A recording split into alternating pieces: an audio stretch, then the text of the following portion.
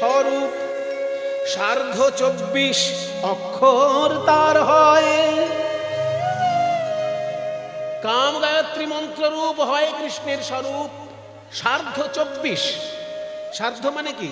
অর্ধেক সমেত, অর্থাৎ 24 এবং অর্ধেক অর্থাৎ 24.5।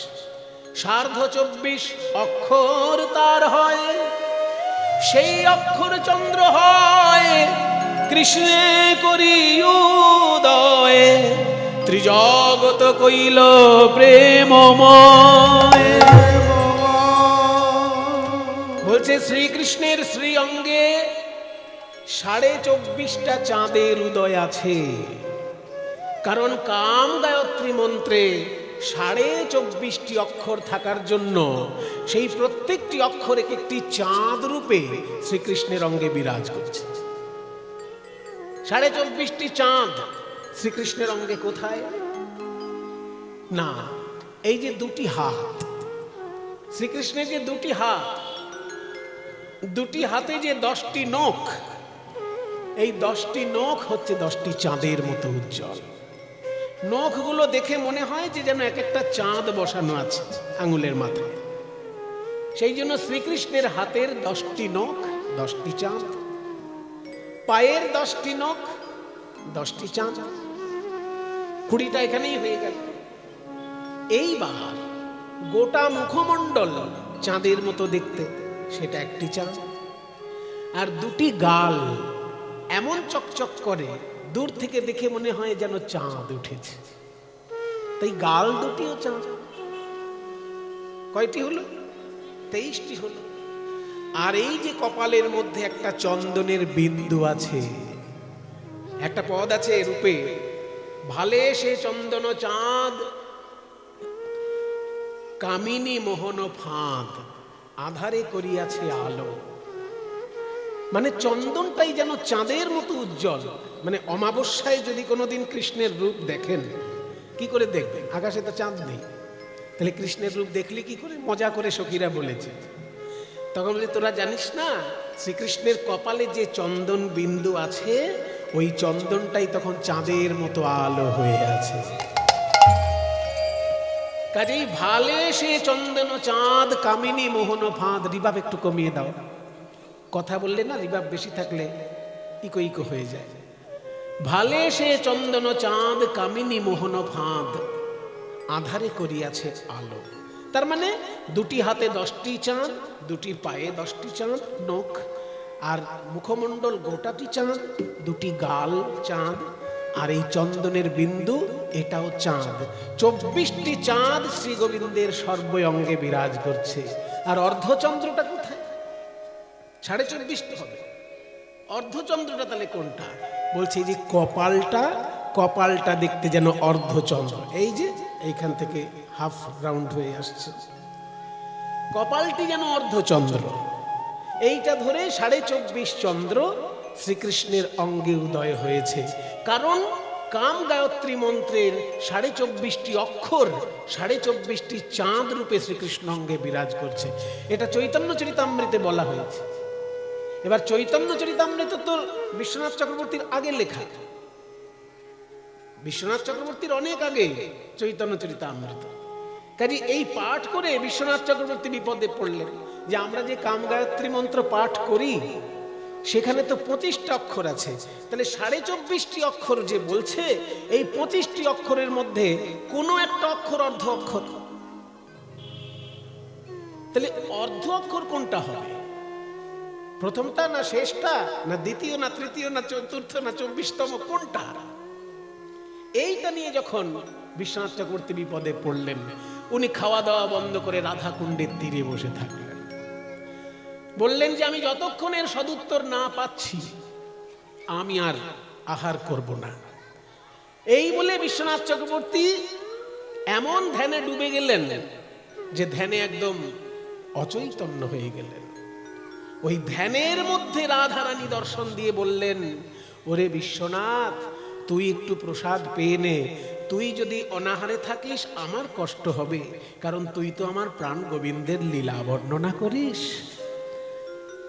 তুই জানতে চাইছিস যে কোনটা 24.5 অক্ষরের মধ্যে কোনটা অর্ধেক অক্ষর? এই তো, যা গিয়ে দেখ, বর্ণাগম ভাষ্যত বলে একটি গ্রন্থ আছে। দেখুন, রাধারানী বলে দিচ্ছে বইয়ের নাম।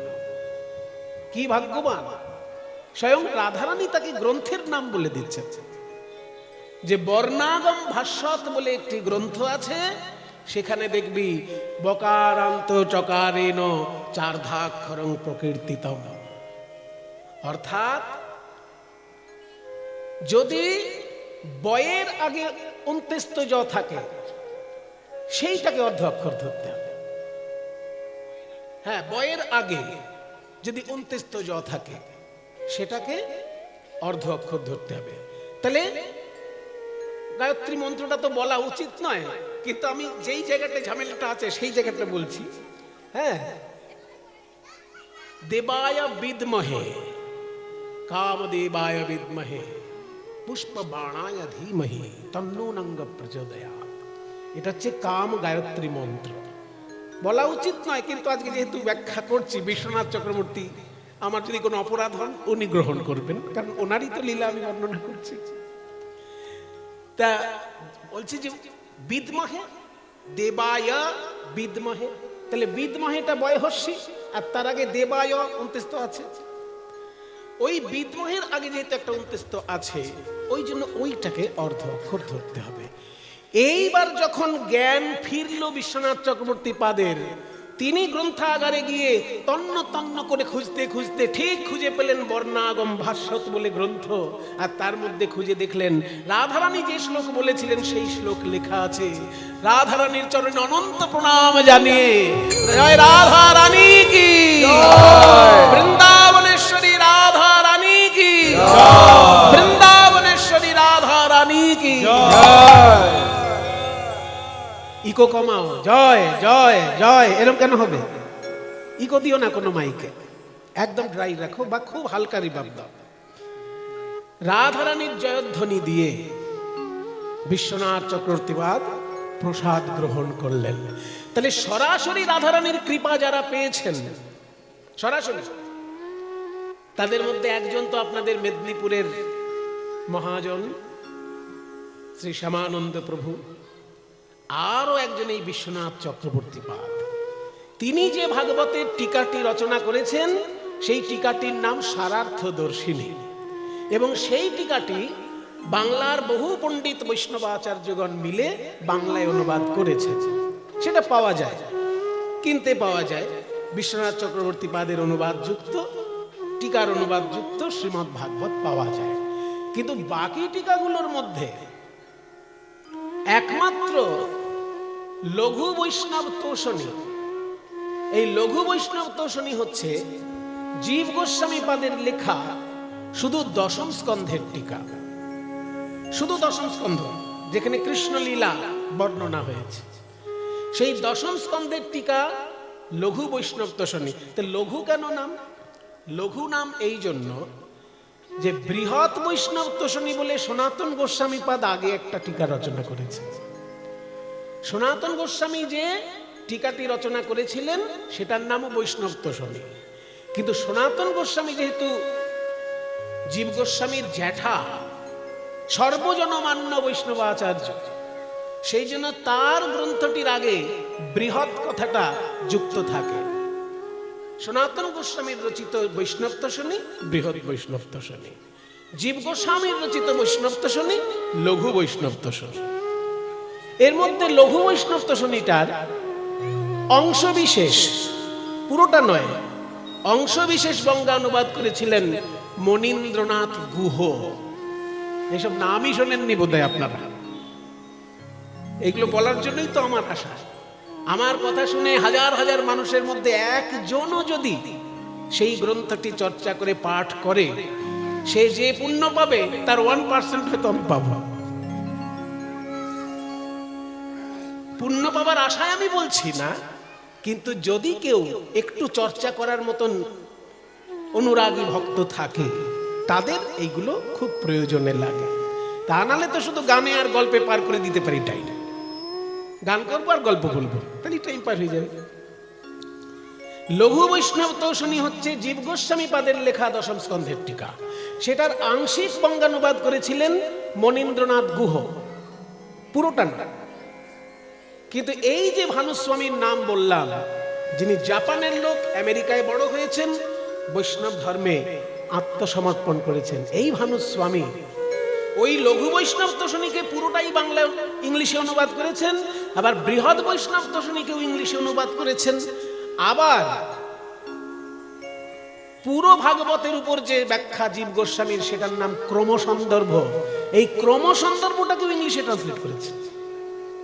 আবার বলদেব বিদ্যাভূষণের যে রচিত দশম স্কন্ধের টিকা বৈষ্ণবানন্দিনী, সেটাকেও তিনি ইংলিশে ট্রান্সলেট করেছেন। এক একজন মহাজন কত বড় বড় কাজ করছে, আমরা খবরই রাখি না, শুধু খাচ্ছি আর ঘুমোচ্ছি। এতগুলো গ্রন্থ, শুধু ভাগবতের ব্যাখ্যা এগুলো, এছাড়া অন্যান্য গোস্বামী গ্রন্থ তিনি অনেকগুলোই ট্রান্সলেট করেছেন। আমার খুব আনন্দ লাগছে এই জন্য যে সারা পৃথিবীর লোক জানতে পারবে ছয় গোস্বামী আমাদের জন্য কি সম্পদ রেখে গিয়েছেন। এই কাজটি আমাদের করা উচিত ছিল। আমরা হতভাগা বাঙালি, শুধু খাই আর ঘুমোতে ভালোবাসি। আমরা কি পারতাম না এতদিনে গ্রন্থগুলোকে সবগুলো অনুবাদ করে দিতে? কিন্তু আমরা পারিনি। আমরা শুধু খেতে ভালোবাসি আর ঘুমোতে ভালোবাসি। আমাদের হয়ে একজন বিদেশি মানুষ এই কাজটি করে দিলেন, তার চরণে অনন্ত কোটি প্রণাম জানাই আমি। সেই জন্য যদি কেউ বলে যে বইপত্র পাওয়া যায় না তাই পড়ি না, এইসব বাজে কথা শুনতে আমি নারাজ। প্রয়োজন শুধু সদিচ্ছা।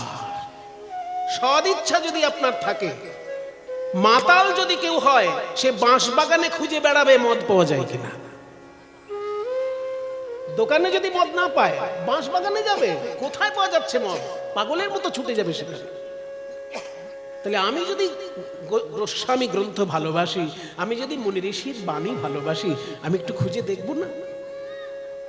এই জন্যই কথাটি বলা যে এতগুলি অনুবাদ হয়ে গিয়েছে, আমরা সেগুলো খোঁজ খবর রাখি না। তবে অমৃতের সাগর, অমৃতের সাগর, ভগবানের বাণী, ভক্তগণের বাণী, ভক্তগণের ভগবত কথার ব্যাখ্যা, এই সবই যেন অমৃতময়। আজকে যে সংস্কৃত শ্লোকটি আমি আপনাদের কাছে বললাম একটু আগে, দুটো বলেছি, তার মধ্যে একটা শ্লোক হচ্ছে শ্রীরূপ গোস্বামীর লেখা। আমি সেইটা একটু বিশ্লেষণ করব। অনর্পিত চরিং চিরাত, অনর্পিত চরিং চিরাত, চিরাত মানে চিরকাল ধরে, অনর্পিত চরিং যা কোনোদিন অর্পণ করা হয়নি, জীবনে যা অর্পণ করা হয়নি, এমন একটা বিষয়, এমন একটা সম্পদ অর্পণ দেবার জন্য করুণায় অবতীর্ণ কালো, করুণা করে কলিযুগে অবতীর্ণ হলেন গৌরাঙ্গ মহাপ্রভু। কলিযুগে করুণা করে অবতীর্ণ হলেন সেই জিনিসটা দেবার জন্য যা কোনো যুগে কোনো কালে দেওয়া হয়নি। সেই জিনিসটা কি রে বাবা? 2 বিঘে জমি না 2 লাখ টাকা? 2 বিঘে জমি আর 2 লাখ টাকা, এটা যে আপনি নিজেই বানিয়ে নিতে পারেন যদি একটু কর্মঠ মানুষ হন। একটু কর্মঠ মানুষ হলেই 2 বিঘে জমি কোনো ব্যাপার না। যদি ধান জমি হয় 2 বিঘে তো একটু কম দামেই পাওয়া যাবে। আর 2 লাখ, ও দেখুন যে টোটো চালাচ্ছে তাকেও দেখুন বছরে সে 2 লাখের বেশি ইনকাম করছে। ফুচকা আলার খবর নেই, ফুচকা বিক্রি করেও সে 2 লাখের বেশি আয় করছে। কাজে 2 লাখ টাকা 2 বিঘে জমি, এসব জিনিস একটু খাটাখাটনি করলেই পাওয়া যায়। এগুলোর জন্য ভগবানকে নেমে আসতে হয় না। ভগবান নেমে আসেন অলৌকিক অমৃত দান করতে। কিন্তু সত্য, ত্রেতা, দাপর এই 3টে যুগে কঠিন কঠিন তপস্যা করেছে সবাই, তবু ভগবানের হৃদয়ের সেই প্রেম অমৃত কেউ পায়নি। আমরা কলিযুগের মানুষ, চারিদিকে শুধু দেখছি কাম, ক্রোধ, লোভ, মোহ, মদ, মাৎসর্যের ছড়াছড়ি। চারিদিকে শুধু কুকর্ম, কুকীর্তি, নিন্দা, মন্দ, সব অজস্র পাপের জিনিস চারিদিকে রয়েছে। তবু আমাদের ভাগ্য ভালো, আমাদের মধ্যে প্রেমের ঠাকুর গৌরাঙ্গ মহাপ্রভু এসেছেন। কেন না? তিনি আমাদের সম্পদ দিলেন। শ্রিয়ম শ্রিয়ম শ্রী শব্দের অর্থ সম্পদ। আমরা নাম লেখার আগে লিখি না শ্রী সুমন ভট্টাচার্য। এই শ্রী শব্দটা তিনটে মানে, তালবস্যয় রফল দীর্ঘী। এই শ্রী শব্দটা তিনটে মানে আছে। শ্রী সুমন কেন লিখি না, ওখানে শ্রী শব্দের অর্থ হচ্ছে সৌন্দর্যময়, সৌন্দর্যযুক্ত সুমন ভট্টাচার্য। নিজেকে একটু সুন্দর দেখাবো, ওই জন্য নাম লেখার আগে আমরা শ্রী লিখি। কিন্তু শ্রী শব্দের আরেকটি অর্থ হচ্ছে মা লক্ষ্মী, লক্ষ্মী ঠাকুর, তাকেও শ্রী বলা হয়। আর শ্রী সম্পদ শব্দের আরেকটি মানে হচ্ছে সম্পদ। তাহলে এখানে শ্রীয়ম মানে সম্পদকে, এমন একটি সম্পদকে দিতে এলেন, সেই সম্পদটি কেমন? উন্নত উজ্জ্বল রসাং, অর্থাৎ উন্নত উজ্জ্বল রসে পরিপূর্ণ সম্পদ। যে সম্পদ, ওই যে বললাম 2 বিঘে জমি আর 2 লাখ টাকা, ওগুলো তো খাটাখাটনি করলেই পাওয়া যায়। কিন্তু খাটাখাটনি করে মরে গেলেও যে জিনিস পাওয়া যাবে না, সেটা হচ্ছে উন্নত উজ্জ্বল রস। সেটা কি উজ্জ্বল রস কাকে বলে আগে বুঝুন, তারপর উন্নত বুঝবেন। উজ্জ্বল রস কাকে বলে? উজ্জ্বল মানে কি? উজ্জ্বল মানে কি গো? চকচকে। তাহলে উজ্জ্বল রস মানে চকচকে রস। এইরকম গোদা বাংলা যদি অনুবাদ করেন তাহলে আর মূল জায়গায় পৌঁছতে পারবেন না। উজ্জ্বল মানে চকচকে ঠিকই, কিন্তু এখানে উজ্জ্বল রস শব্দের অর্থ হচ্ছে মধুর রস। কেন মধুর রসকে উজ্জ্বল বলা হলো? বলছে দেখো, চুনি, পান্না, মুক্তা, প্রবাল, হিরে, এই 5টি রত্ন যদি হাতে রাখা যায়, কোনটা সব থেকে বেশি চকচক করবে? হিরেটা সব থেকে বেশি চকচক করবে। ওই জন্য হিরেটার দাম সব থেকে বেশি। যত পাথর কিনতে পাওয়া যায়, হীরের দাম তো সব থেকে বেশি, কারণ সব থেকে চকচক করছে। ঠিক তেমনি শান্ত, দাস্য, সখ্য, বাৎসল্য, মধুর, এই 5টা রসকে যদি 5টা রত্ন বলো, তার মধ্যে সব থেকে চকচক করে যে রসটা, সেটা হচ্ছে মধুর রস। ওই জন্য মধুর রসকে উজ্জ্বল রস বলা হচ্ছে। বলে কেন মধুর রস সব থেকে চকচকে, মানে সব থেকে শ্রেষ্ঠ বলতে চাইছেন? হ্যাঁ, চুনি, পান্না এগুলোর মধ্যে যেমন হিরেটা সব থেকে দামি জিনিস, তেমনি মধুর রস সব থেকে দামি জিনিস। কেন মধুর রসটাকে দামি বলছেন কেন? আমরা সাধারণ মানুষ যা জানি যে মায়ের ভালোবাসার উপরেতে বিশ্ব ব্রহ্মাণ্ডে আর কোনো ভালোবাসা হয় না। মা যদি সন্তানকে স্নেহ করে, বাবা, এই স্নেহটার কাছে বিশ্ব ব্রহ্মাণ্ডের আর কোনো স্নেহ বা আর কোনো ভালোবাসা তুলনা করা যায়? ওই জন্য সিনেমায় ডায়লগ বেরিয়ে গেছে না, বউ গেলে বউ পাওয়া যাবে, মা গেলে মা পাওয়া যাবে না। এটা সিনেমার ডায়লগ হিসেবে ঠিক আছে, কিন্তু গৌড়ীয় বৈষ্ণব দর্শনের কাছে কথাটা ঠিক নয়। সমাজের জন্য ঠিক আছে, যাতে বউকে মাথার উপর কেউ তুলে দিয়ে মাকে অসম্মান না করায়, সেই জন্য ঠিক আছে। কিছু কিছু অপদার্থ তো পৃথিবীতে আছে, যারা বউকে মাথায় তুলতে গিয়ে মাকে অসম্মান করে ফেলছে। এই সব লোকের জন্য এই ডায়লগগুলো ঠিক আছে।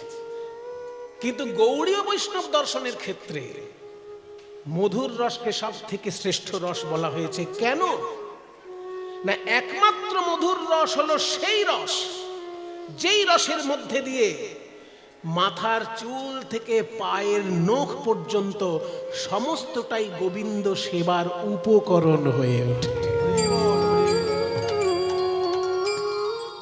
এবার আমি উদাহরণ দিচ্ছি।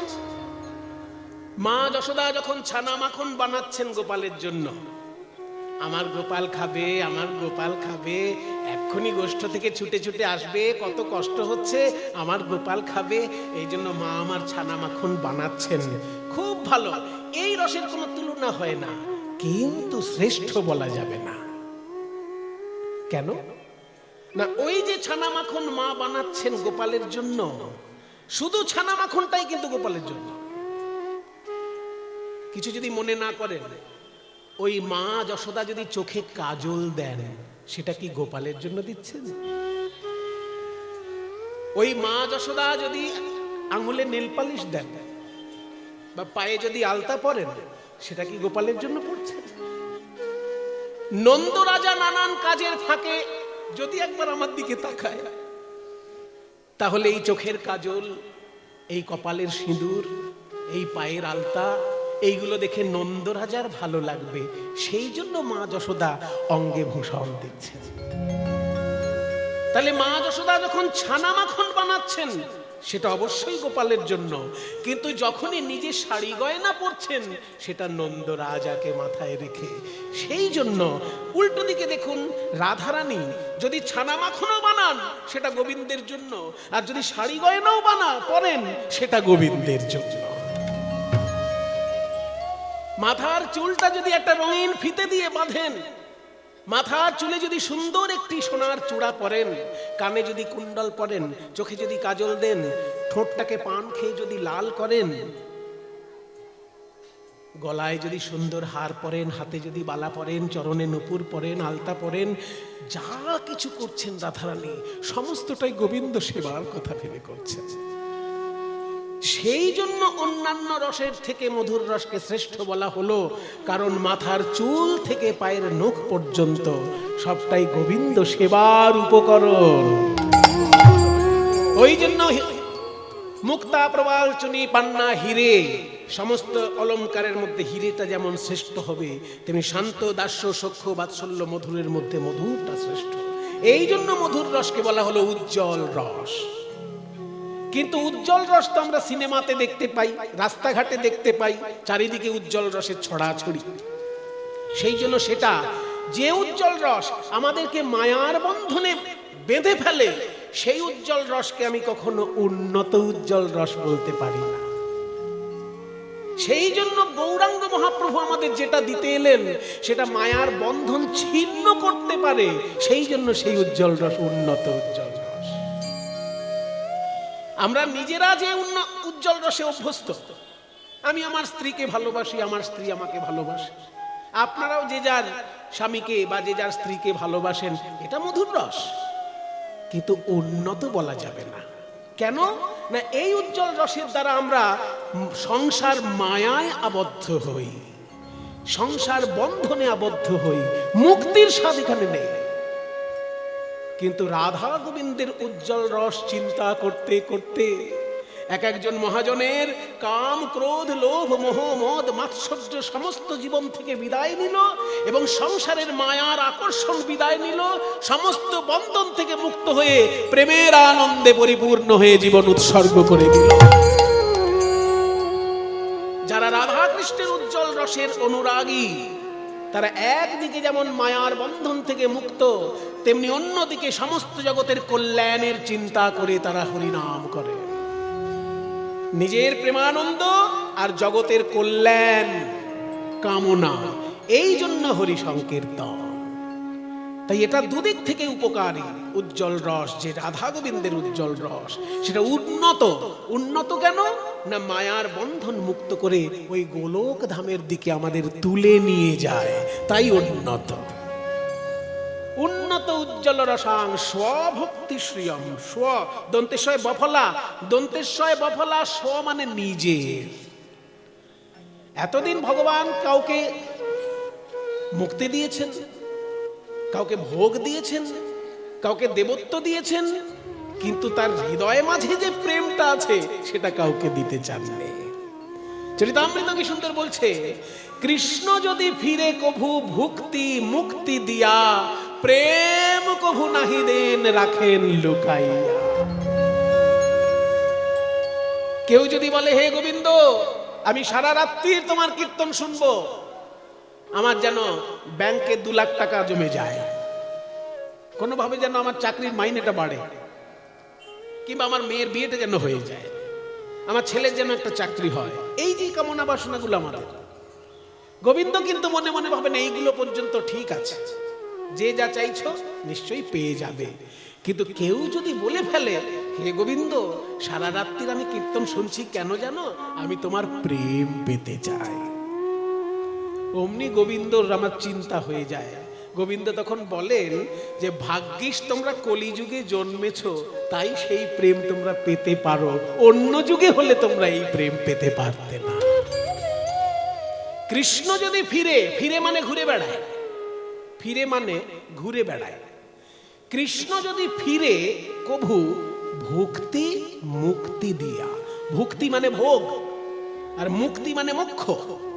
তিনি ভোগও দিতে পারেন, আবার মোক্ষও দিতে পারেন, কিন্তু প্রেম কভু নাহি দেন, রাখেন লুকাইয়া। সেই প্রেম দেবার জন্য গৌরাঙ্গ রূপে তিনি নেমে এসেছেন।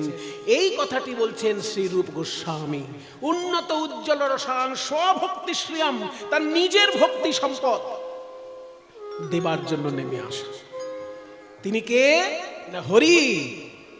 একদিকে হরি মানে যেমন নারায়ণ, তেমনি একদিকে হরি মানে আবার সিংহ। সিংহকেও হরি বলে, ওই জন্য নরসিংহ রূপকে নরহরি বলা হয়। নরহরি নামটা আমরা শুনি না? নরহরি চক্রবর্তী, নরহরি সরকার, চৈতন্য মহাপ্রভুর প্রিয় পার্ষদ শ্রীখণ্ডের নরহরি সরকার। তাহলে নরহরি মানে কি? নরহরি মানে হচ্ছে নরসিংহ। অর্ধেকটা মানুষ অর্ধেকটা সিংহ, এই রূপে যে ভগবান এসেছিলেন তাকে বলে নরসিংহ বা নরহরি। হ্যাঁ, তাই নরহরি মানে নরসিংহ। এখানে এই শ্লোকটার মধ্যে রূপ গোস্বামী বলছেন সমর্পিত উন্নত উজ্জ্বল সাংসাবতী শ্রীরাম হরি মানে সিংহ। গৌরাঙ্গ মহাপ্রভু এখানে সিংহ। হরি পুরট সুন্দর। কেমন সিংহ? ওই জংলি জানোয়ার সিংহ নয়, সোনার মতো সুন্দর পুরুষ সিংহ। পুরট সুন্দর, পুরট মানে সোনা, সোনার মতো সুন্দর, তাই পুরট সুন্দর। হরি পুরট সুন্দর দ্যুতি কদম্ব সন্দীপিত। হরিটা একটা নাউন, এখানে সিংহ বলা হচ্ছে মহাপ্রভুকে পুরুষ সিংহ হিসেবে বা দেবতা সিংহ হিসেবে বোঝানো হচ্ছে। দেবতাদের মধ্যে শ্রেষ্ঠকে সিংহ বলে। তিনি সমস্ত ঈশ্বর স্বরূপের মধ্যে শ্রেষ্ঠ, ওই জন্য সিংহ বলা হচ্ছে। যেমন পশুদের মধ্যে শ্রেষ্ঠকে সিংহ, দেবতাদের মধ্যে শ্রেষ্ঠকে ইন্দ্র। ওই জন্য কাউকে শ্রেষ্ঠ বোঝাতে ইন্দ্রও বলা যেতে পারে, সিংহও বলা যেতে পারে। সমস্ত ঈশ্বর স্বরূপের মধ্যে উনি শ্রেষ্ঠ বলে ওনাকে সিংহ শব্দটা প্রয়োগ করা হয়েছে। কিন্তু যেমন তেমন সিংহ নয়। কেমন সিংহ? এইবার অ্যাডজেক্টিভ। পুরট সুন্দর দ্যুতি কদম্ব সন্দীপিত। পুরট মানে সোনা, পুরট সুন্দর মানে সোনার মতো সুন্দর, দ্যুতি মানে জ্যোতি, দ্যুতি মানে জ্যোতি, আর কদম্ব মানে, কদম্ব মানে আবার কদম গাছ নয়। এখানে কদম্ব শব্দের অর্থ হচ্ছে সমূহ, সমূহ। তাহলে পুরট সুন্দর দ্যুতি কদম্ব, সোনার মতো সুন্দর জ্যোতি সমূহ, সন্দীপিত তার দ্বারা উজ্জ্বল, উজ্জ্বলীকৃত। সন্দীপিত মানে উজ্জ্বল হয়ে আছেন, সোনার মতো উজ্জ্বল জ্যোতি তার অঙ্গে খেলা করছে। পুরট সুন্দর দ্যুতি সন্দীপিত, সদা সব সময়। হৃদয় কন্দরে স্ফুরতুব, তোমাদের যেন হৃদয় গুহার মধ্যে স্ফূর্তি লাভ করে। হৃদয় গুহা, হৃদয় কন্দরে। হৃদয়কে কন্দর কেন বলল? আপনি তো এত বড় পণ্ডিত মানুষ, সারা বাংলার অর্থমন্ত্রী।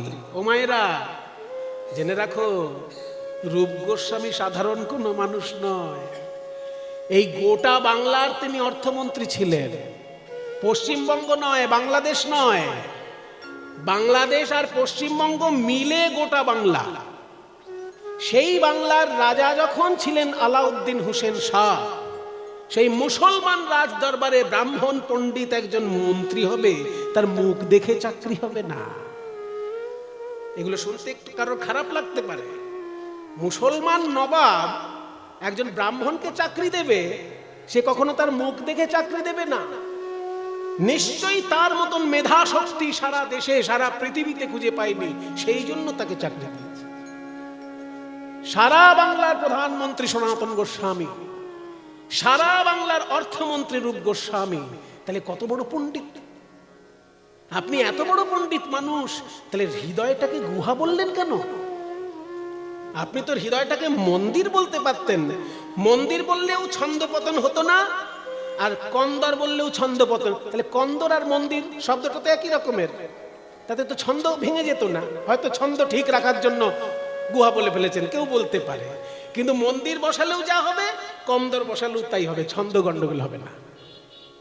তাহলে মন্দির নাম হৃদয় মন্দিরে না বলে হৃদয় কন্দরে কেন বললেন? মন্দির মানে দেবালয়, আর কন্দর মানে তো গুহা।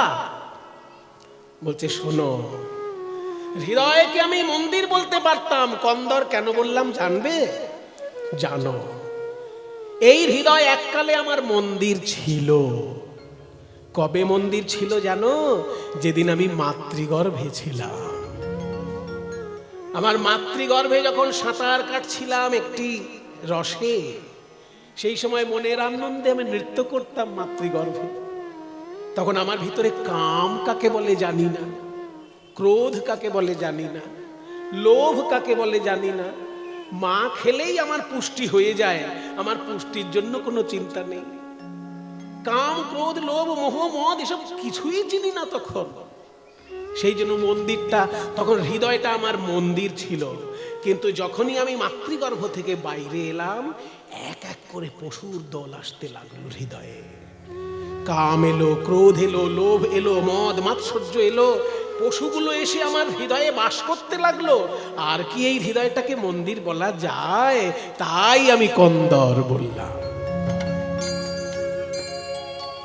কিন্তু যদি কোনো গুহায় সিংহ বিরাজ করে, সেখানে কোনো পশু প্রবেশ করতে পারে না।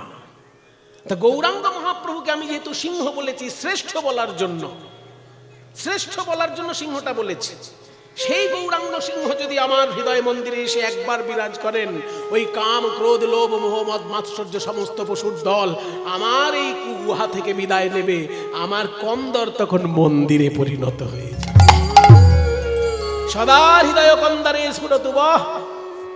শেষকালে বলা হলো শচীনন্দন। শ্রী শচীনন্দন নয়, কিন্তু শ্রী শচীনন্দন আমাদের শুধু শচীনন্দন বলতে ভালো লাগে না, সেই জন্য শ্রীটা জুড়ে দিই। মূল শ্লোকে শ্রী শচীনন্দন নেই, কারণ শ্রী শচীনন্দন লিখলেই সংস্কৃত শ্লোকে গন্ডগোল হয়ে যাবে, ছন্দে গন্ডগোল হয়ে যাবে। এই দেখুন, এবার ছন্দে বলছি আমি। শচীনন্দন শব্দটা কেন বললেন আগে বলেন।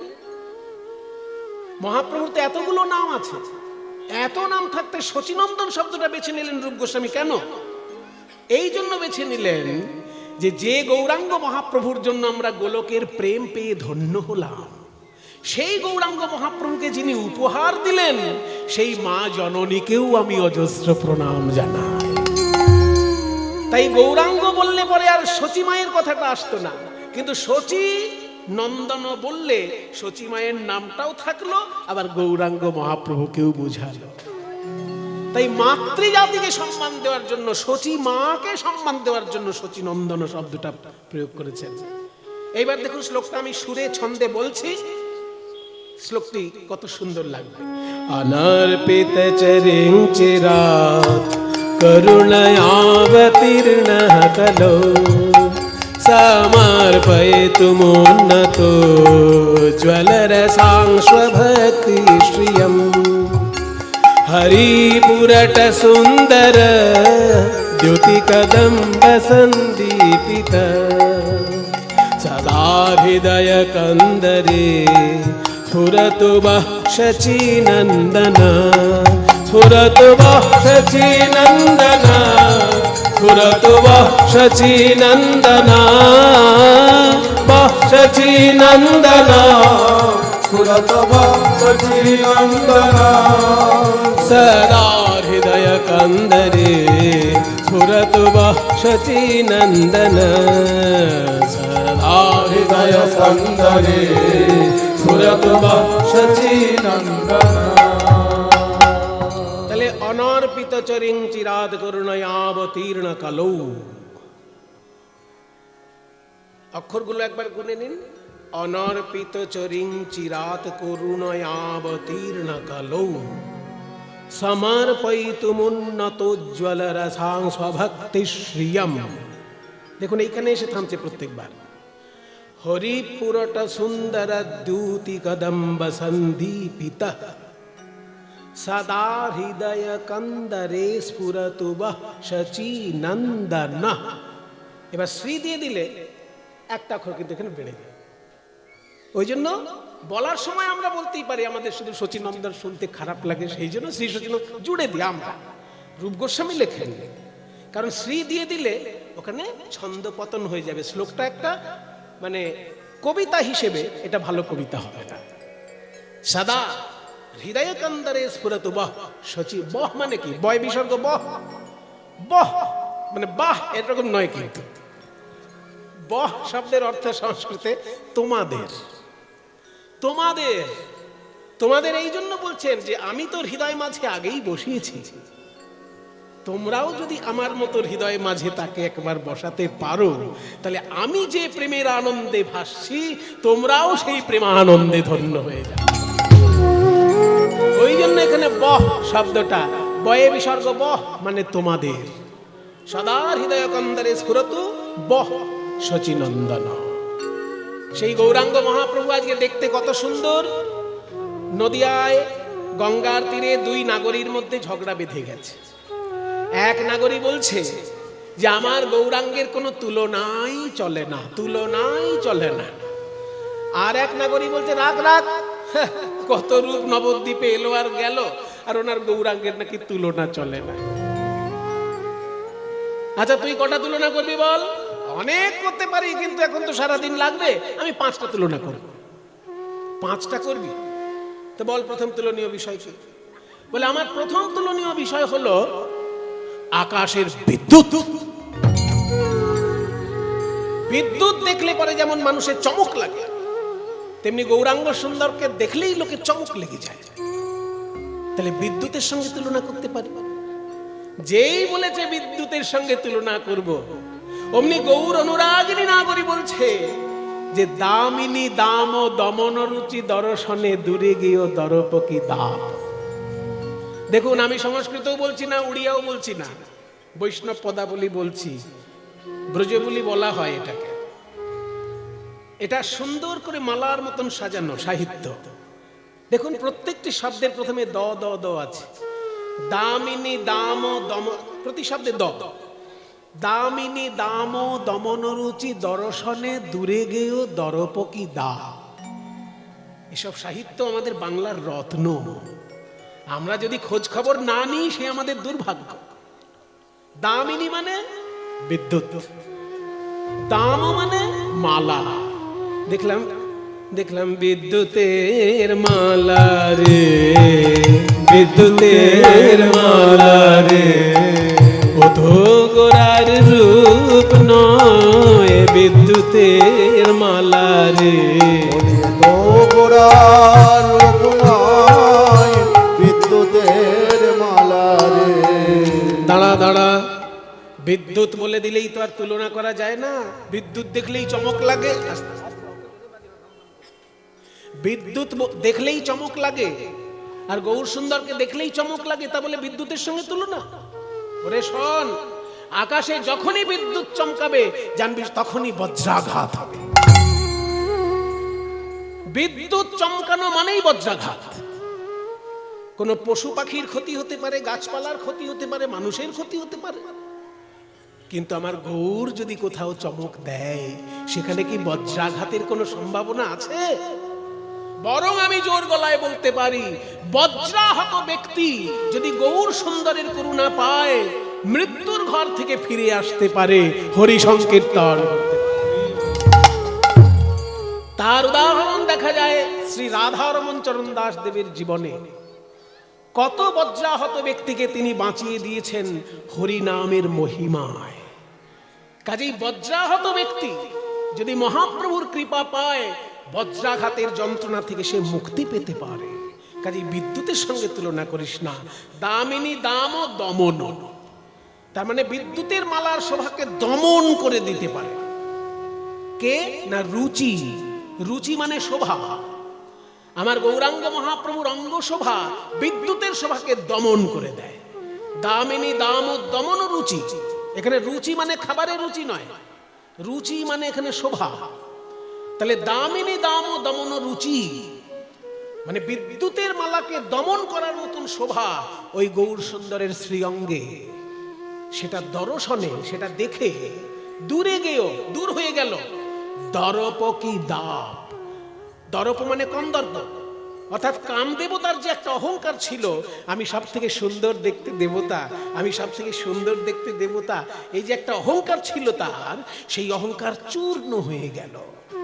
বাবাজি মহারাজ বলছেন না, ভেঙে হলো খান খান মদনের পঞ্চবান ভেঙে হলো খান খান, মদনের পঞ্চবান ভেঙে হলো খান খান, হেরি গোরা শতবান, হেরি গোরা শতবান, শতবান মানে সোনা।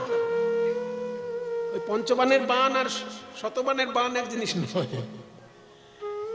সোনাতে বান দেওয়া হয়, তাতে সোনা খাদ মুক্ত হয়ে আরো উজ্জ্বল হয়, তাকে বলে বান দেওয়া। যদি 10 বার বান দেওয়া হয় উজ্জ্বল হলো, আরো 10 বার বান দেওয়া হয় আরো উজ্জ্বল, আরো 10 বার যদি বান দেওয়া হয় আরো উজ্জ্বল, এরকম 100 বার যদি সোনাকে পরিশুদ্ধ করা হয়, সোনার যে রূপটা আসবে সেটাকে বলে শতবান সোনা। কাজেই মদনের পঞ্চবান ভেঙে হলো খান খান, হেরি গোরা শতবান। তুলনা করতে যাস না। বিদ্যুতের মালাকে দমন করার ওই শোভা দেখে কাম দেবতার যে দাপাদাপি, যে দর্প, সেটা দূর হয়ে গেল। দূরে গিয়েও দর্প কি দাপ, তাই বিদ্যুৎ বাতিল। 5খানা তুলনার মধ্যে প্রথম তুলনা বাতিল হয়ে গেল, আরো 4টে বাকি আছে। মায়েরা মনে রাখবেন কিন্তু।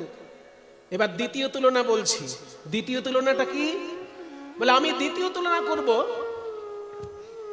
সোনফুল। সোনফুল যেমন হলুদ হলুদ দেখতে, তেমনি আমার গৌরাঙ্গ সুন্দরের শোভা। তাহলে সোনফুলের সঙ্গে তুলনা করে দিই। যেই না বলে যে সোনফুলের সঙ্গে তুলনা করব, অমনি গৌর অনুরাগিনী নদিয়া নাগরী বলে। এবার বড় এক তালি। কিন্তু এই গানটার বৈশিষ্ট্য হচ্ছে মুখেই মাতান। কোন কোন বড় একতালি গানে শুরুতেই মাতান থাকে, এটা দুর্লভ জিনিস, সব গানে থাকে না। এটা শুরুতেই মাতান আছে, তারপর গান হয়ে তারপর আবার আখর কাটান মাতান হবে। পদ বলছে শোন কুসুম তাহে কোন গনিয়ে রে, এটা হচ্ছে পদ। কিন্তু প্রথম শব্দটা বলেই কাটান মাতান হবে। আরে ও শোন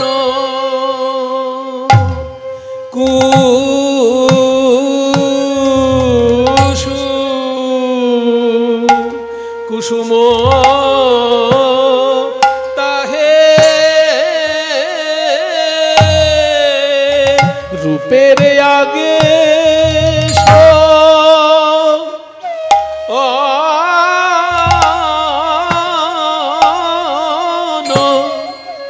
ওগো আমার গোরা গোরা রূপের আগে আমি শোন কুসুম কুসুম কিসে গনি গোরা রূপের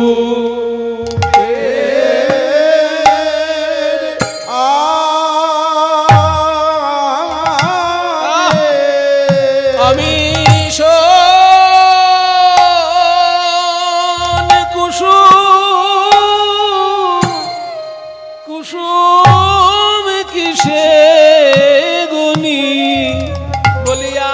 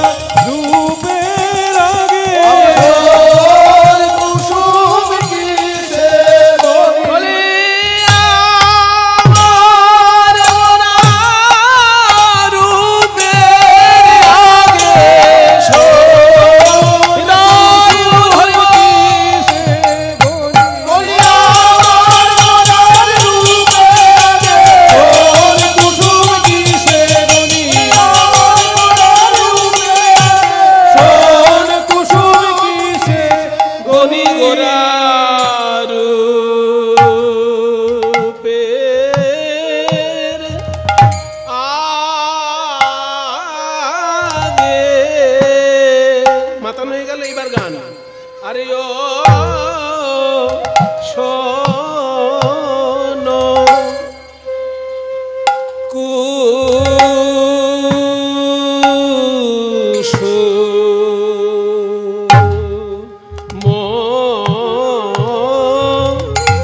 তাহে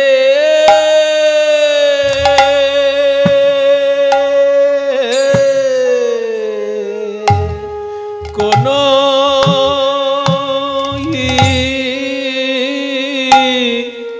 গো গনিয়ে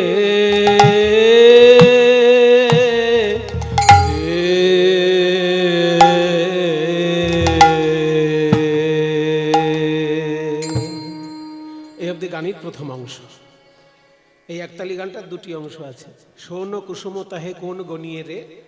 দ্বিতীয় অংশ হচ্ছে প্রাতর অরুণ সন্তান। তাহলে সোন ফুলের সঙ্গে তুলনা হলো না কেন? না, ফুল দেখতে সুন্দর, ফুলে গন্ধ থাকে, মধুও থাকে, কিন্তু ফুলের কিছু কিছু দোষ আছে। কিছু কিছু ভালো ফুলের দেখবে কাঁটাও থাকে। আমাদের ভারতের জাতীয় ফুল কি? দেখবেন, রাজনীতির সঙ্গে জড়াবেন না, রাজনীতির জায়গায় থাক, আর সাহিত্য সংস্কৃতি চর্চা সাহিত্য সংস্কৃতির জায়গায় থাক। আমাদের দেশের জাতীয় ফুল কি? পদ্ম ফুল। এত সুন্দর ফুল দেবতার সেবায় লাগে, মা লক্ষ্মীর অত্যন্ত প্রিয়, কিন্তু সেই পদ্ম ফুল তুলতে গেলে হাতে কাঁটা ফুল। এই যে কবিতা আছে না, কাঁটা হেরি ক্ষান্ত কেন কমল তুলিতে, দুঃখ বিনা সুখ লাভ হয় কি মহিতে। তাহলে পদ্ম ফুল দেখতে সুন্দর, এত মিষ্টি মধু। জানেন তো মায়েরা, পদ্ম ফুলের মধুর আলাদা একটা নাম আছে। শুনে রাখুন, এসব গোপন জিনিস। সব ফুলের মধুকে মধু বলা হবে, কিন্তু পদ্ম ফুলের মধুকে মধু বলা হবে না। পদ্ম ফুলের মধুর কি নাম কে বলতে পারে? পণ্ডিত মশাইকে আমি বলবো না, পণ্ডিত মশাই বাদ দিয়ে আর আপনাকে বাদ দিয়ে, এই দুজনকে বাদ দিয়ে আমি, পদ্ম ফুলের মধুর একটা আলাদা নাম আছে। কি নাম? সব ফুলের মধু মধু, কিন্তু পদ্ম ফুলের মধুর একটা নিজস্ব নাম আছে। কোন ফুলের মধুকে সেই নামে ডাকা হবে না। সে নাম কি বলবো? শুনে রাখুন, যদি জানা না থাকে শুনে রাখুন, মকরন্দ। মকরন্দ, মকরন্দ মানে পদ্ম ফুলের মধু। কাজেই পদ্ম ফুলের এতটা সম্মান যে সব ফুলের মধুকে মধু বলে, কিন্তু পদ্ম ফুলের মধুকে মকরন্দ বলে। সেই পদ্ম ফুল তুলতে গেলেও দেখা যাচ্ছে হাতে কাঁটা ফুটছে, গোলাপ ফুল তুলতে গেলেও দেখা যাচ্ছে হাতে কাঁটা ফুটছে। বলছে, ভাই এমন ফুল তো অনেক আছে যেগুলোর কাঁটা নেই, সেগুলোর নাম বলছেন না কেন? হ্যাঁ ঠিক আছে, সেগুলোর কাঁটা নেই তো, কিন্তু শুকতে যাবে দেখবে ভেতর থেকে পোকা বেরিয়ে এসে নাকে কামড়াচ্ছে। তাহলে ফুলে কাঁটা থাকে বা পোকা থাকে, সেই ফুলের সঙ্গে তুমি গৌড়কে তুলনা করবে? আমার গৌরাঙ্গের মধ্যে কোনো কাঁটা বা কোনো পোকা আছে? বরং আমি জোর গলায় বলতে পারি, কারোর হৃদয়ে কুসুমে যদি কাঁটা থাকে, হা গৌর বলে কাঁদলে পরে সেই কাঁটা কীট দূর হয়ে যায়। এই হৃদয় কুসুমটাই তো আসল ফুল। যারা এখানে ব্রাহ্মণ আছেন বা যারা এখানে বৈষ্ণব আছেন, আমার বলার উদ্দেশ্য, নিয়মিত ঠাকুর সেবা যারা করেন তারা জানেন যে ঠাকুরকে সেবা করতে গেলে 5টি জিনিস মিনিমাম লাগে, কমসে কম 5টি জিনিস লাগে। গন্ধ, পুষ্প, ধূপ, দীপ, নৈবেদ্য। গন্ধ মানে অগুরু চন্দন কর্পূর, এই 3টে মিশিয়ে গন্ধ তৈরি হয়। তাহলে গন্ধ, পুষ্প মানে ফুল, ধূপ ধূপকাঠি, দীপ প্রদীপ, আর নৈবেদ্য প্রসাদ যেটা দিচ্ছে। তাহলে এই যে গন্ধ, পুষ্প, ধূপ, দীপ, নৈবেদ্য, এই 5টা জিনিস নিয়ে মিনিমাম, বেশি যত খুশি দিতে পারেন। বেশি শুরু করলে তো সে আসনম স্বাগতম পদ্যম অর্ঘ্যম আচমনীয়কম, 16টা জিনিস দিয়ে পুজো করতে হয়, তাকে বলে ষোড়শোপচার। তার মধ্যে প্রথমটা হচ্ছে আসন, তারপর হচ্ছে স্বাগত, আসনম স্বাগতম পাদ্যম, তারপর পা ধোয়ার জল, অর্ঘ্যম তারপর একটা ফুল আর দুর্ব দিয়ে অর্ঘ্য তৈরি করে দেবতাকে দেওয়া, মানে পুষ্পস্তবক। কোনো অতিথি আসলে যেমন তাকে পুষ্পস্তবক দেওয়া হয়, তেমনি দেবতাকে আবাহন করার সময় পুষ্পস্তবক দিতে হয়, তাকে বলে অর্ঘ্য। তাহলে আসনম স্বাগতম পাদ্যম অর্ঘ্যম আচমনীয়কম, মধুপর্ক, এরপরে একটা বাটিতে মধু দিতে হয় দেবতাকে। এটা টিফিন, অতিথি আসলে আগেই তো ভাত খেতে বসিয়ে দেওয়া হয় না, আগে একটু জল মিষ্টি তো দেওয়া হয়। তো দেবতার ক্ষেত্রে জল মিষ্টি অন্য কিছু না, মধুর বাটিতে মধু, ওই জন্য মধুপর্ক বলা হয় ওটাকে।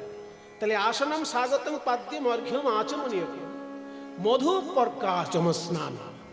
মধুপর্কের আগেও আচমন, মধুপর্কের পরেও আচমন, আগেও মুখ ধোবেন এবং খাওয়ার পরেও মুখ ধোবেন।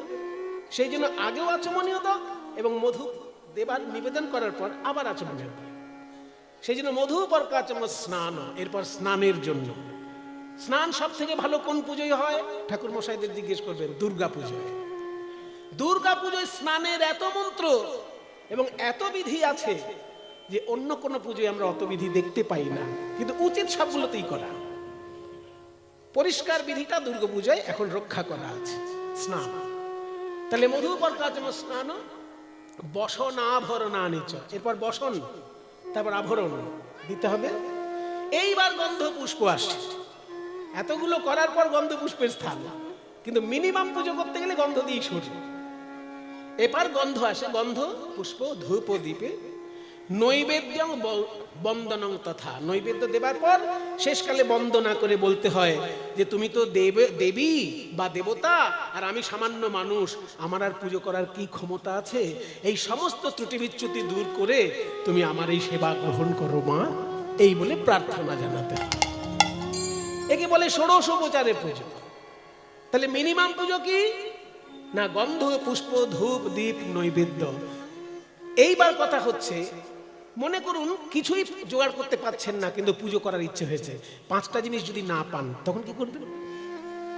তখন শাস্ত্র বলছে একটা সুন্দর ফুল পেলেই পুজো হয়ে যায়। কারণ 5টা জিনিস না থাকলেও একটা ফুলের মধ্যে 3টে জিনিস হয়ে যাবে। ফুলে গন্ধ আছে, আর ফুল নিজেই পুষ্প, আর ফুলের মধ্যে যে মধু থাকে ওইটাই তখন নৈবেদ্য। কাজে একটা ফুল হলেও তার পুজো হয়ে যায়। এবার মনে করুন 3 দিন ধরে ট্রেনে আপনি দক্ষিণ ভারত যাবেন, পুজো করবেন কি করে? পুজো করার ইচ্ছে হয়েছে, টাইম হয়ে গেছে, পুজো করতে পারছেন না। তখন শাস্ত্র বলছে হাতের কাছে যদি ফুল না থাকে তাহলে চিত্তং প্রকল্পয়েত পুষ্পম প্রাণাধূপং প্রকল্পয়েত। ফুল যদি পাও দিয়ে দাও, যদি না পাও চিত্তটাকে ফুল মনে করে তোমার আরাধ্য দেবতার চরণ চিন্তা করো, ওটাই পুজো হয়ে যাবে। এবং পুজোর গ্রন্থে লেখা আছে এই পুজোটাকে বলে মানসোপচারে পূজা, মনের উপচার, মানসোপচারে পূজা। তাহলে মনটাকে যদি আমি ফুল হিসেবে গোবিন্দ চরণে দিই, এবার কিছু কিছু সাধারণ কিছু মানে ফাঁকিবাজ লোক তো থাকে, তারা ভাববে কীর্তনিয়া বলে যে মন ফুল গোবিন্দকে দিয়ে দিলেই হবে, তাহলে এবার ফুলের খরচাটা বেঁচে গেল। এরকম লোক তো থাকতে পারে। তারা শুনে রাখুন, ফুলের খরচা বাঁচানোর জন্য মন ফুলকে দিতে যদি যান, তাহলে আপনার মনের ভেতর খুঁজে দেখুন 5খানা কাঁটা আছে আর 6খানা পোকা আছে। সেই 5টি কাঁটা কি কি? জাতি বিদ্যা মহত্বঞ্চ রূপ যৌবনমেব চ যত্নেন পরিবর্জয়েত ভক্তিস্তু পঞ্চকণ্টকা।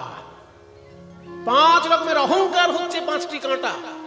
প্রথম অহংকার জাতির অহংকার। আমার নাম কি? আমার নাম কি? সুমন ভট্টাচার্য। সুমন কি? ভট্টাচার্য। হ্যাঁ, সাবধানে কথা বলবে, এদিক ওদিক হলেই পইতে বার করে অভিশাপ দিয়ে দেবো। এই যদি আমার ভাব থাকে তাহলে আমার কোনোদিন ভক্তি উদয় হবে? আমার যারা গুরু তাদের মধ্যে বেশিরভাগই তো শূদ্র।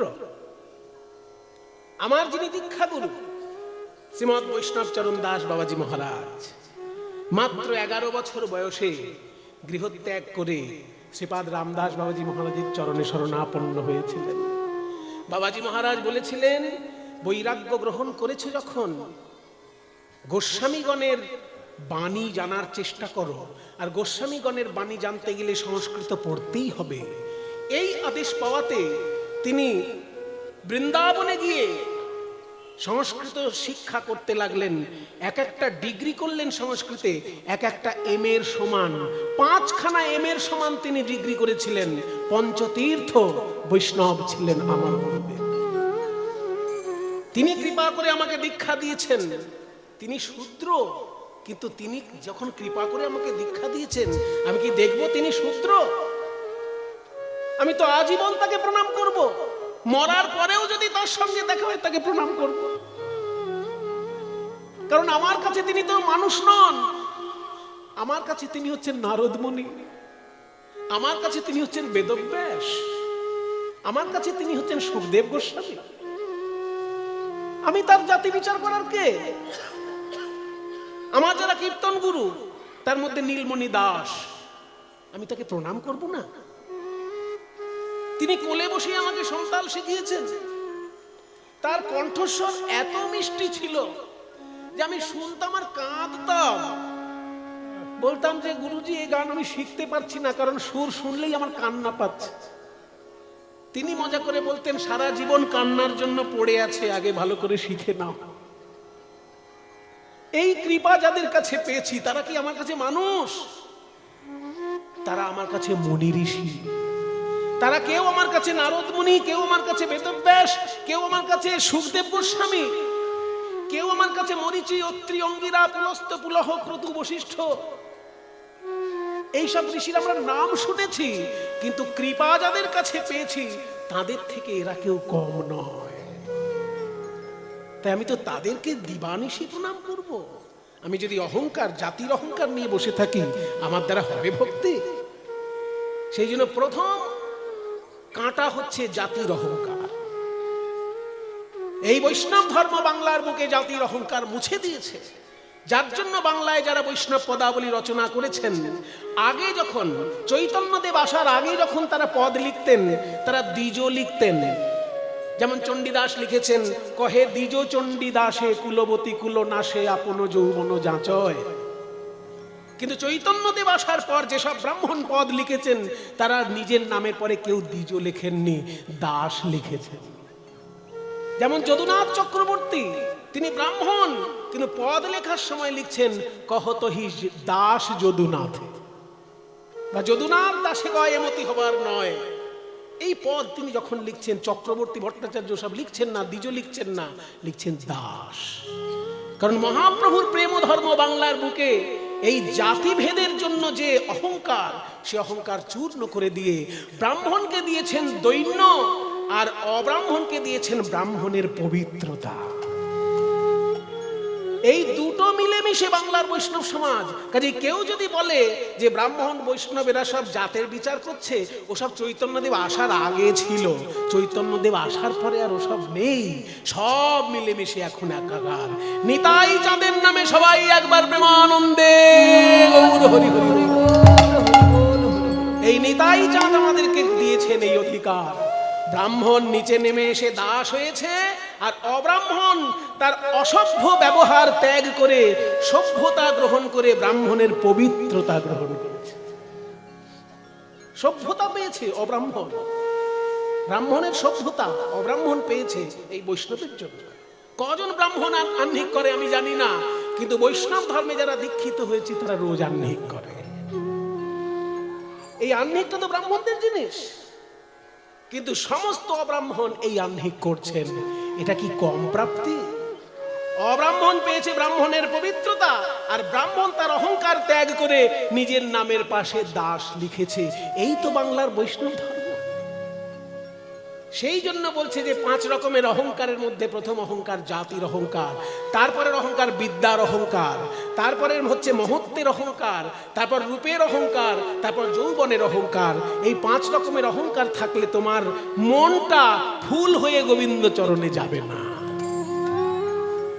আর তোমার মনের মধ্যে 6টি পোকা আছে, কাম, ক্রোধ, লোভ, মোহ, মদ, মাৎসর্য। এই পোকাগুলো থাকলেও সেই মন গোবিন্দ চরণে যাবে না। পাঁচটি কাঁটা ছয়টি পোকা, পাঁচটি কাটা ছয়টি পোকা, পাঁচটি কাঁটা ছয়টি পোকা, পাঁচটি কাটা ছয়টি পোকা, এই মন ফুলেতে যায় গো দেখা পাঁচটি কাঁটা ছয়টি পোকা, এই মন ফুলেতে যায় গো দেখা পাঁচটি কাটা ছয়টি পোকা, মন ফুলেতে যায় গো দেখা পাঁচটি কাঁটা ছয়টি পোকা, মন ফুলেতে যায় গো দেখা পাঁচটি কাটা ছয়টি পোকা। আরে পাঁচটি কাঁটা গো গোবিন্দ বলো, মন ফুলেতে যায় গো দেখা পাঁচটি কাঁটা গো, এই মন ফুলেতে যায় গো দেখা পাঁচটি কাটা গো, পাঁচটি কাঁটা ছয়টি পোকা, পাঁচটি কাঁটা ছয়টি পোকা, পাঁচটি কাটা ছয়টি পোকা, পাঁচটি কাটা ছয়টি আরে পোকা, পাঁচটি কাঁটা ছয়টি পোকা, মন ফুলেতে যায় গো দেখা নিতাই গৌর হরি বল। যায় গো দেখা পাঁচটি কাটা ছয়টি পোকা, মন ফুলেতে যায় গো দেখা পাঁচটি কাঁটা ছয়টি পোকা। পাঁচটি কাটা ছয়টি পোকা। কাজে যারা যারা ভাবছিলেন যে খরচা বাঁচানোর জন্য এবার মন ফুলটা গোবিন্দকে দিয়ে দেবো, তারা শুনে রাখুন, খরচা আপনি বাঁচাতে পারেন, কেউ আপনার মন ফুল গোবিন্দ চরণে যাবে না। কারণ মন ফুলটার মধ্যে পাঁচটা কাঁটা থাকে আর ছয়টি পোকা থাকে। সেইগুলো দূর করতে পারছেন কিনা আগে দেখুন। সেগুলো যদি দূর করতে চান তাহলে হা গৌর প্রাণ গৌর বলে কাঁদলে পরে ওই মন ফুল থেকে পাঁচটি কাঁটা ছয়টি পোকা দূর হয়ে যায়। তাই ফুলের সঙ্গে তুলনা হলো না, শন ফুল বাতিল। মায়েরা কয়টি তুলনা করবো বলেছিলাম? পাঁচটি। তাহলে কয়টি হয়েছে বাতিল? বাহ, মনে রেখেছেন আপনারা, ভালো লাগলো, খুব মন দিয়ে শুনছেন। বিদ্যুৎ বাতিল হয়েছে আর শোন ফুল বাতিল হয়েছে। এবার তৃতীয় বিষয় কি বলে? শোন, তৃতীয় বিষয় হলো পূর্ব গগনে সূর্য উদিত হয়ে জগৎকে আলোকিত করে, তেমনি ভারতবর্ষের পূর্ব গগন হচ্ছে বাংলা। এই বাংলার আকাশে গৌরাঙ্গ মহাপ্রভু সূর্যের মতো উদয় হয়ে সারা বিশ্ববাসীকে জ্ঞানের আলো, প্রেমের আলো, ভক্তির আলো দান করেছেন। তাহলে সূর্যের সঙ্গে তুলনা করা যায়? যেই বলেছে সূর্যের সঙ্গে তুলনা করব, অমনি গৌর অনুরাগিনী না গরি বলে। এবার ওই গানটার দ্বিতীয় অংশ, ওই যে বড় একতালির প্রথম অংশ গাইলাম আগে, এবার দ্বিতীয় অংশ, প্রাতর অরুণ সন্তাপ, এটাও একতালি। আরে প্রাত প্রাতর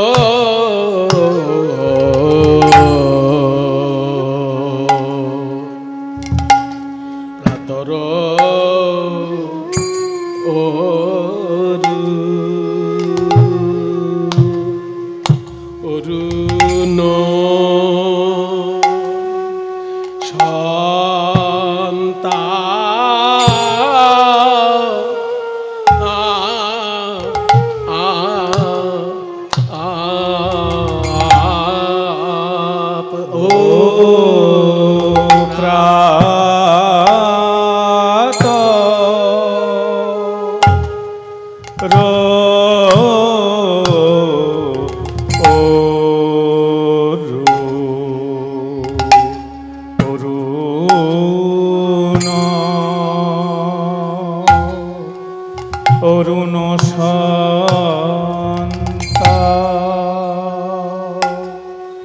তাপরে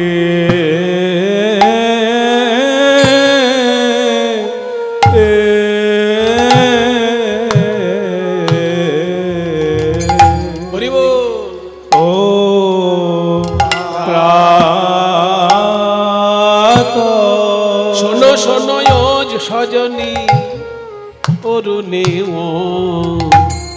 সন্তাপ